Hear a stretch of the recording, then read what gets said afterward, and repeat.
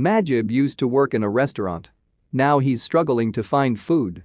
In a video call from Mazar-i-Sharif, he pointed to the dirty floor of an abandoned building where a few blankets were piled. For now it is his new home. Majib arrived in the city just a few weeks ago, one of more than 500,000 Afghans displaced this year by the conflict between the Taliban and recently ousted government forces.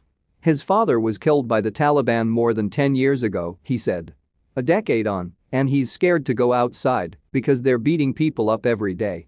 Footage from Mazar-i-Sharif last week showed dozens of Afghans carrying suitcases and clutching plastic bags as they boarded buses to the capital, Kabul, in the hope of trying to leave. But in the past few days, since US forces departed, more people have been arriving from in Mazar-i-Sharif from Kabul, Majib said, trying to make their way to the border with Uzbekistan as a way out. Majib is also desperate to escape, but doesn't know if he will make it. The Taliban are here, and they don't want people to leave the country, he said. Helmand Province in the south, where British troops were stationed during the conflict, was seized by the Taliban on 13 August. The provincial capital Lashkar Gah saw some of the heaviest fighting in the weeks preceding. Pinned to the noticeboard of Dr Viktor Urosevic's office are small plastic bags containing bullets. "We call it our wall of shame," he said, as he removed one to hold up to the camera in a video interview. Most of them were large calibre rounds which he had removed from young patients, he said. Dr Urosevic works at a trauma hospital in Lashkar Gah. Now that the fighting has ended, the wards are no longer packed like they were just weeks ago. The bombs and bullets have stopped, and the streets outside are calm. "It's very strange, I've been here for a few years, but it's never been so quiet," he said. "I'm seeing it as the silence before the storm. I hope I'm wrong, but let's see." Many buildings were damaged or destroyed in bombings in Lashkar Gah, and families who fled during the conflict have come back to find their homes in ruins, Dr Urosevic said.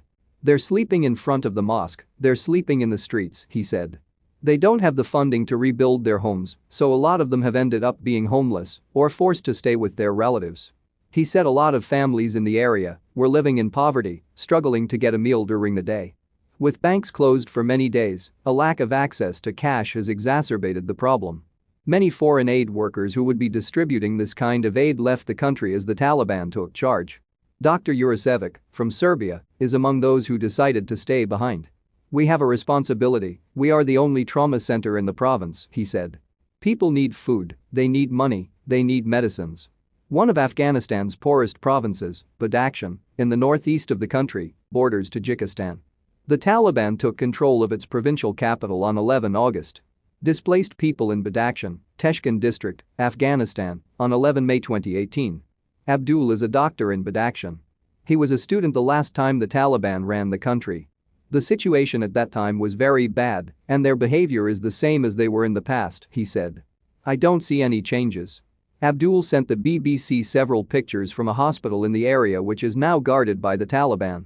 In one, an 18-month-old boy lies emaciated on a bed as his mother begs for staff to save him. According to Abdul, she could not afford to feed him.